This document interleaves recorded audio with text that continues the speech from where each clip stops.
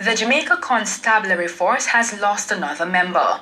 36-year-old District Constable Kamar Armstrong was killed at his home in Emily Lane, Almontown in Kingston yesterday. Armstrong, who was recently transferred to the force's Community Safety and Security Branch, was attacked by a gunman at his home about 5:30 p.m. and shot several times. He died at hospital. Armstrong's family is being supported by the JCF's welfare and chaplaincy units. Armstrong is the third cop to have been killed this week. On Sunday, Sergeant Avril McCollin was killed by gunmen in Portmore, St. Catherine, while Detective Constable Paul Gordon died after he was attacked by a man of unsound mind in Linstead yesterday.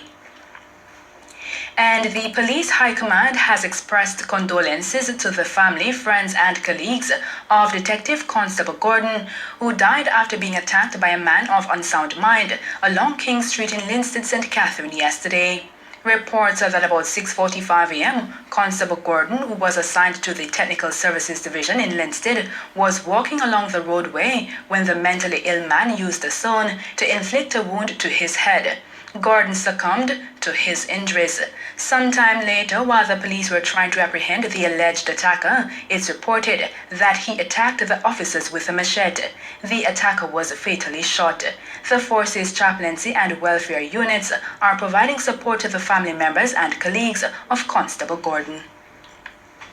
Meantime, the Independent Commission of Investigations INDECOM has commenced its probe into the fatal shooting of a mentally ill man by police in St. Catherine after the man allegedly killed their colleague yesterday. 25-year-old Alwyn Shakespeare was shot by police after he allegedly attacked them with a machete as they tried to apprehend him in connection with the murder of their colleague Detective Constable Paul Gordon. INDECOM said its investigation will include gathering forensic evidence for testing, interviewing law enforcement officers, and collecting statements. Members of the public who may have information pertinent to the case are being urged to contact INDECOM.